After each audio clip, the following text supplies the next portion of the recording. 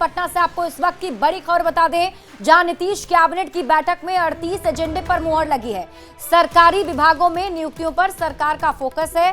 वाणिज्यिक कर विभाग में 460 पद सृजित करने की स्वीकृति हुई है और नियुक्ति होने से व्यापारियों को कारोबार में आसानी मिलेगी। मंत्रिमंडल ने महिला हॉकी की तर्ज पर राजगीर में पुरुष हॉकी आयोजित करने का प्रस्ताव स्वीकृत किया है। आयोजन के लिए 24 करोड़ रुपए भी स्वीकृत किए गए हैं। राजगीर में ही रग्बी खेल प्रतियोगिता आयोजित करने की स्वीकृति दी गई है। पटना निफ्ट में ऑडिटोरियम निर्माण का प्रस्ताव भी स्वीकृत किया गया। जहानाबाद और भागलपुर में पेयजल आपूर्ति योजना के लिए भी राशि आवंटन की स्वीकृति दी गई है। न्यूज 18 संवाददाता संजय कुमार अधिक जानकारी के साथ जुड़ गए। संजय, कई महत्वपूर्ण एजेंडे पर आज मुहर लगी है। जी बिल्कुल शिप्रा, बिहार विधानमंडल सत्र चल रहा है और इस बीच बिहार कैबिनेट की आसाम बैठक बुलाई गई थी। सीएम नीतीश कुमार की अध्यक्षता में ये बैठक हुई है और 39 प्रस्ताव पेश किए गए थे। जो सूत्र हैं उनके हवाले से ये जानकारी मिली है, जिसमें 38 एजेंडे को आखिरकार स्वीकृति मिली है।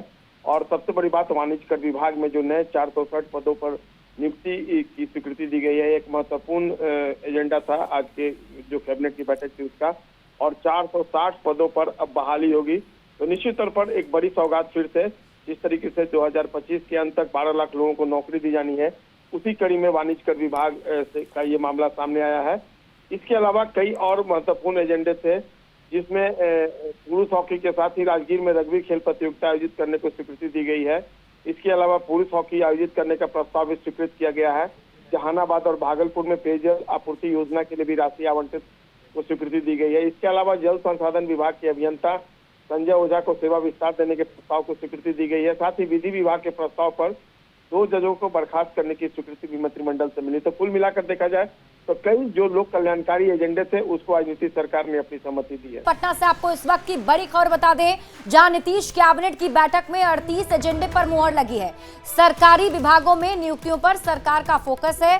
वाणिज्यिक कर विभाग में 460 पद सृजित करने की स्वीकृति हुई है और नियुक्ति होने से व्यापारियों को कारोबार में आसानी मिलेगी। मंत्रिमंडल ने महिला हॉकी की तर्ज पर राजगीर में पुरुष हॉकी आयोजित करने का प्रस्ताव स्वीकृत किया है। आयोजन के लिए 24 करोड़ रुपए भी स्वीकृत किए गए हैं। राजगीर में ही रग्बी खेल प्रतियोगिता आयोजित करने की स्वीकृति दी गई है। पटना निफ्ट में ऑडिटोरियम निर्माण का प्रस्ताव भी स्वीकृत किया गया। जहानाबाद और भागलपुर में पेयजल आपूर्ति योजना के लिए भी राशि आवंटन की स्वीकृति दी गई है।